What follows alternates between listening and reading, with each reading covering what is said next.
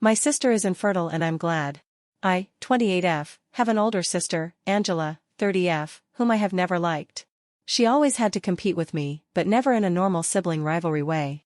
Our entire life she always seemed resentful of my existence as the spotlight couldn't perpetually shine on her, so she had to step on everything I enjoyed. Per se, if I learned piano, she had to learn piano. If I excelled at a subject she suddenly became a scholar in it. If I told my mom I had a crush, Angela would be dating that boy in a week. I would always tell my parents when she did this, but I was disregarded, because sisters copy each other and I can't gatekeep what she likes. She always monitored what activities I did, and the clothes I wore, so she could outdo me. If I wore a flannel, Angela would come to school wearing an all-flannel dress. It was 2010 and that was peak fashion in our school LMAO. There was also more praise that followed Angela. Even if I took the initiative to begin the activity first, she was praised because she was better. My parents would miss work to attend her dance recitals, going to every single one, because the world would stop if they missed it. However, I remember maybe 2 of mine they attended because they were stuck at work or were otherwise preoccupied. Angela reveled in this. She would make comments under her breath around our parents. Whenever our parents weren't around she'd tell me how much she hated me and how I should stop trying because I would always come second to her. She also physically bullied me in school. Angela purposely tripped me, threw things at me, and hit me in the hallways on a nearly daily basis.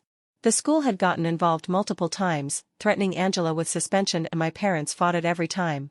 My parents repeatedly told administration that this was a family matter and we were just bickering like normal sisters. She was never once reprimanded by either parent. Once Angela was caught impaling a cat on the school fence and my parents still defended her, saying this was normal teenage behavior. I often was in trouble as Angela would start crying, saying how she was being targeted by the school when I had antagonized her. After one of these occasions Angela cut and bruised herself to prove to Dad that I was the aggressor. I became a pariah due to Angela's malicious rumors about me, so it was difficult for me to make friends. I resorted to only befriending people from other districts. Angela eventually made sure I had nobody by stalking them, befriending them, telling all my friends lies about how I was favored by our parents, and I constantly bullied and belittled her.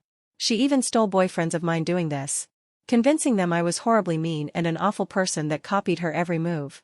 Once she catfished me on MySpace for 4 months, and baited me into sending her nudes, which she proceeded to send my parents and everyone in school, including teachers.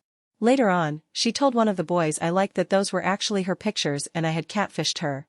The day of my high school graduation my mom sat me down and told me Angela revealed the horrid abuse she'd suffered at my hand and I was no longer welcome in their home. After moving out the next day, my parents made very few attempts to communicate with me, only the occasional holiday and birthday text. All financial aid was also abruptly ended as soon as I stepped foot on campus. I met my now husband shortly after this, and we were married within a year. They did not feel inclined to attend my wedding or even congratulate me. I informed my parents when I had my first child 8 years ago as an opening, but they have made no attempt to contact or meet any of my 3 children.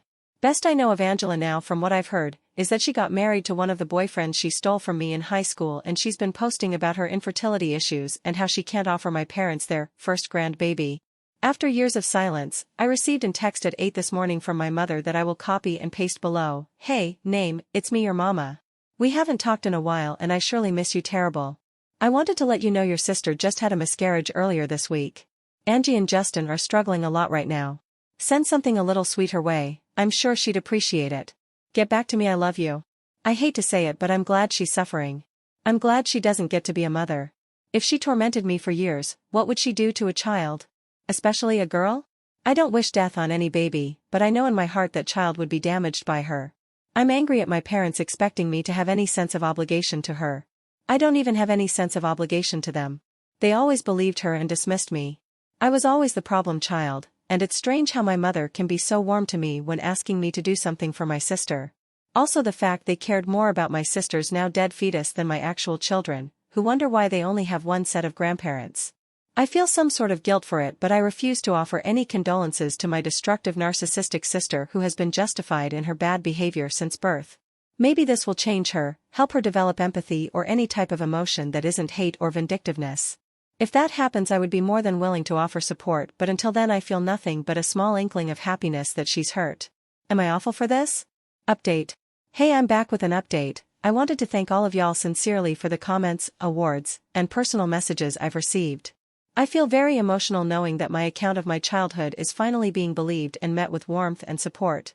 It's been hard for me to talk about as many believe I'm being disingenuous or overdramatic. It's hard to believe, so I get it. So really thank you all from the bottom of my heart. I decided not to respond to my mother. I blocked both of my parents and I thought it would end there, but when does it ever? Wednesday morning, my messenger was being flooded with texts from my parents' siblings. Most of the messages consisted of me being told I need to answer my mother's calls and how callous I was being. I proceeded to block all of them as well. My cousin heard this from her younger sister, who is subject to being around my parents and Angela for family dinners. My mother and her siblings all live within a couple blocks from each other and eat together most nights. I don't know if I can post the screenshot, so I'll type out the messages. I hope that makes this easier to understand. Angela kept calling me an abusive ingrate because she wouldn't talk to Mom.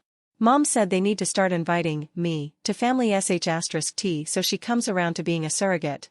It got weird, right, because Angela said she wants to use my husband's sperm so her kid is tall and has blue eyes.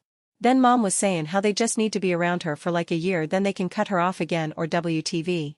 Angela kept saying me being her surrogate mother is the only way she can have kids because she doesn't want to raise someone's trash baby. Reading those messages made me want to hurl. Do they think my uterus is some fish hatchery that can be bought with some kind words and casserole? It's nice to know Angela is too much of a narcissistic ass to adopt though. I'm officially done with every single one of them. If they try to come around me, I will get a restraining order before they can even darken my doorstep. Between the weak conspiracy they've come up with to try to use me like a baby bargain bin and the nasty words they continue to speak about me, I will no longer claim to have a family outside of the one I've created. I'm sorry if this is difficult to read, but reading that again just got me so worked up.